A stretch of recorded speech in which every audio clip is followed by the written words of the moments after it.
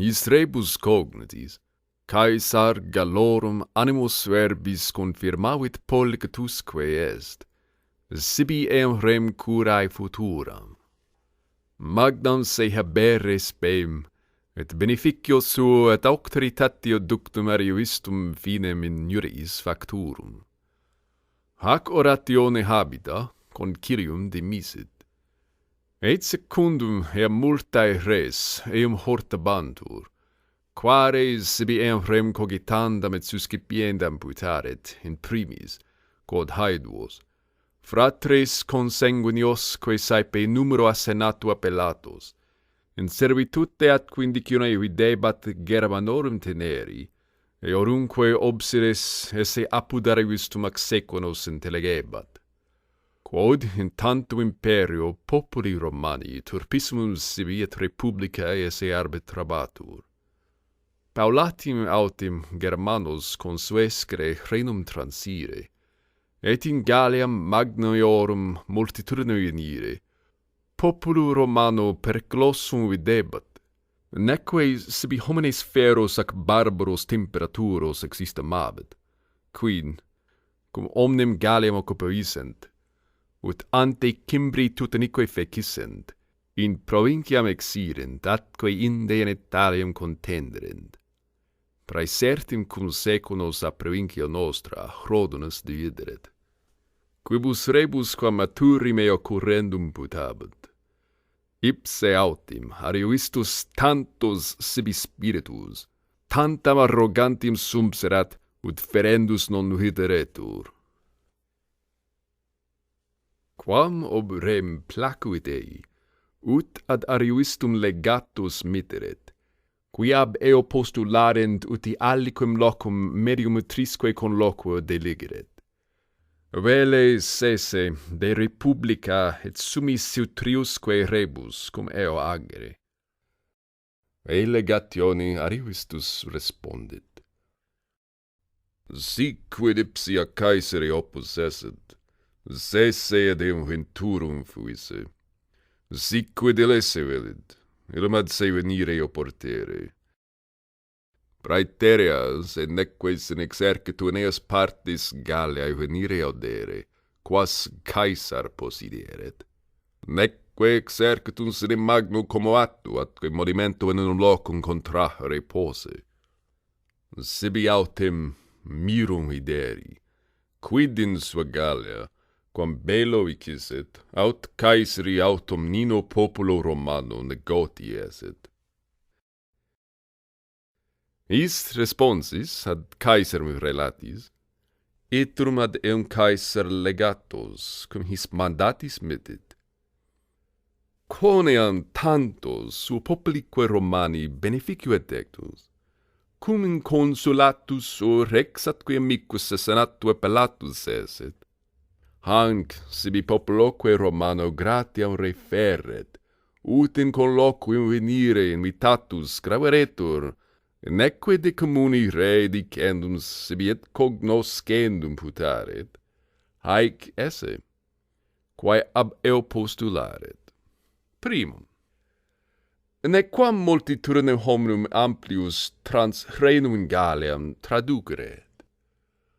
Deinde, obside, quos haberet ab haeduis, rederet, sequanisque permitteret, ut quos illi haberent, voluntateus redere illis liceret.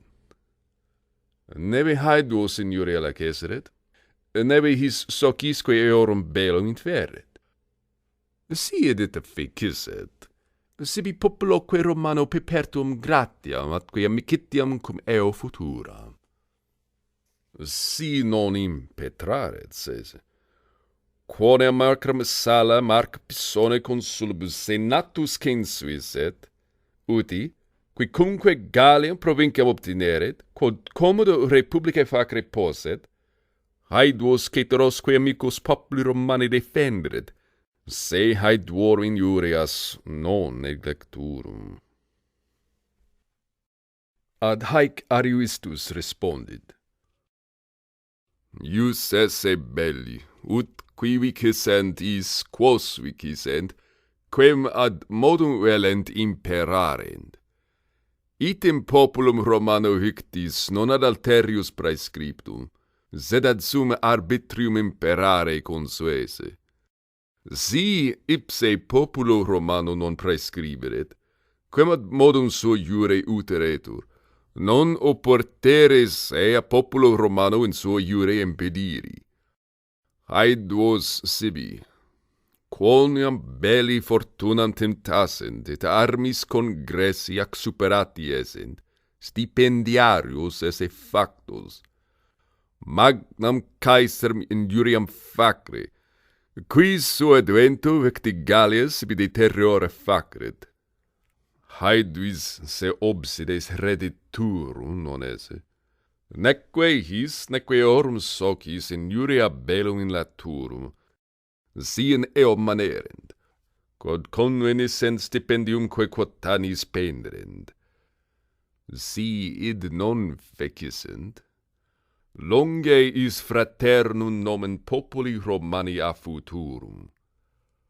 Quod sibi Caesar denundiaret, se haedorum injurias non neglecturum, nemenem secum sine sua pernicie contendisse.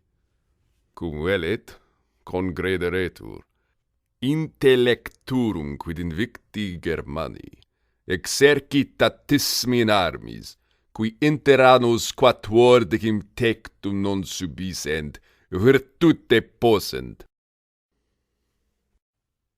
Haec eodum tempore Caesari mandata referabantur, et legati ab haeduis et atreveris veniemant.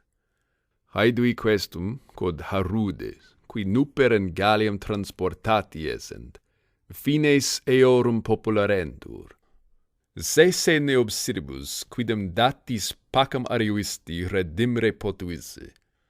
Treuri autem, pagos centum sueborum ad ripas reni concedisse, qui renum transire conerentur.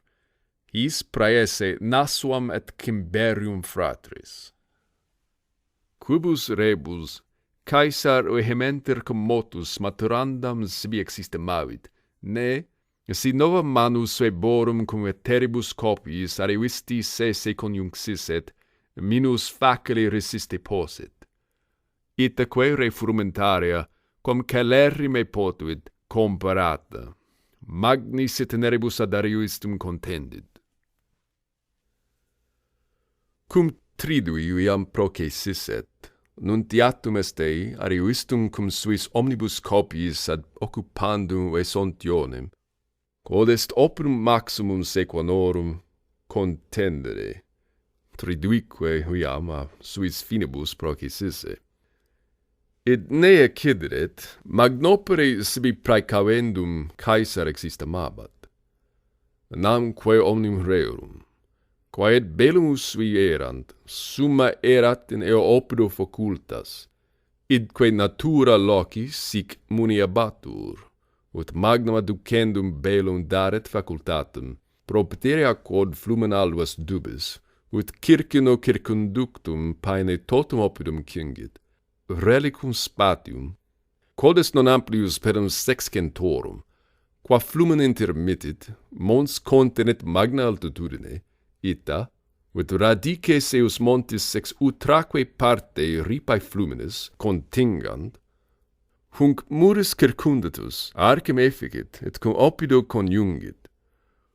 Huc Caesar magnis nocturnis dironisque et neribus contendit, occupatoque opido ibi praesidium conlocat.